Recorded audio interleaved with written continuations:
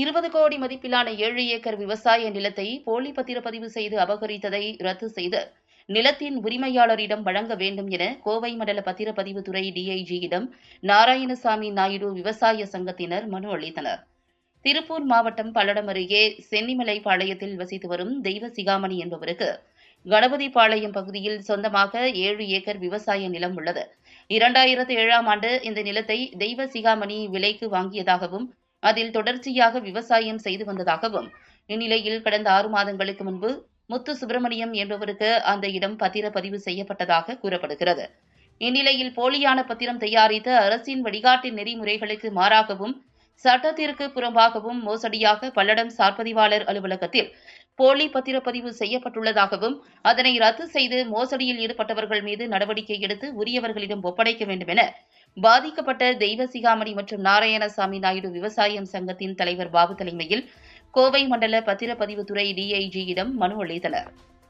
இதனைத் தொடர்ந்து போலி பத்திரம் தயார் செய்து 20 கோடி மதிப்பிலான நிலத்தை அபகரித்த நபர்கள் மீது நடவடிக்கை எடுக்க வலியுறுத்தி கோவை மேற்கு மண்டல காவல்துறை தலைவரிடமும் விவசாயிகள் மனு அளித்தனர்.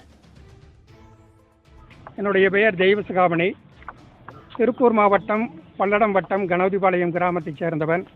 கணபதிபாளையம் கிராமத்தில் காசா 435 பூமி 7 ஏக்கர் 17 சென்ட் நிலம் எனக்கு சொந்தமானது. 2007ஆம் ஆண்டு கிரையப்பத்திரப்படி அது எனக்கு சொந்தமானது.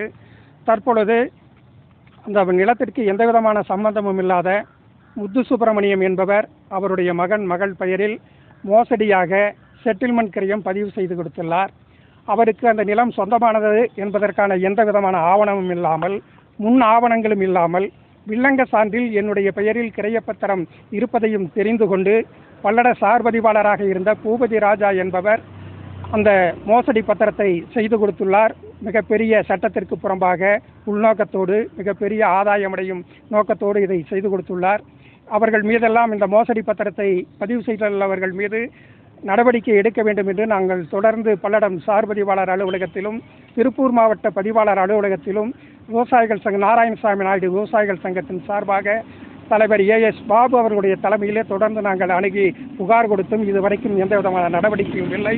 தற்பொழுது இங்கே மேற்கு மண்டல டிஐஜியாக இருக்கக்கூடிய பத்திரப்பதிவுத்துறை டிஐஜியாக இருக்கக்கூடிய அவர்களிடத்திலே புகார் அளித்திருக்கிறோம்.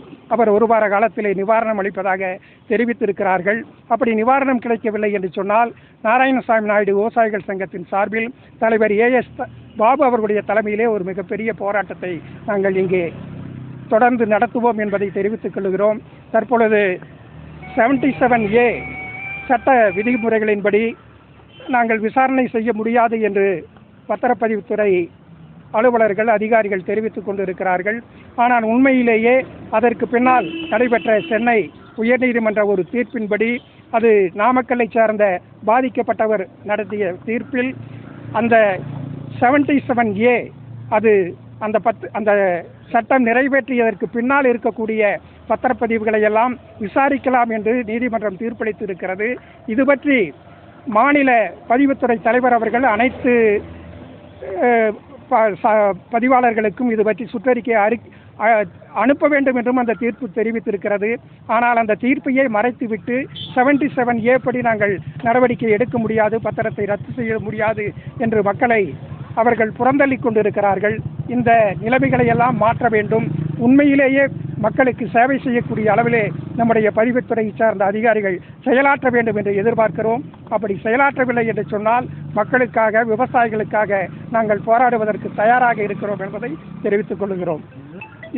இந்த மோசடி செய்யப்பட்ட நிலத்தினுடைய மதிப்பு 20 கோடி ரூபாய் மதிப்புள்ள நிலத்தை மோசடி செய்வதற்குத்தான் அதிகாரிகள் உடந்தையாக இருந்து நில மோசடி செய்யக்கூடிய நபர்களுக்கு உடந்தையாக இருந்திருக்கிறார்கள்.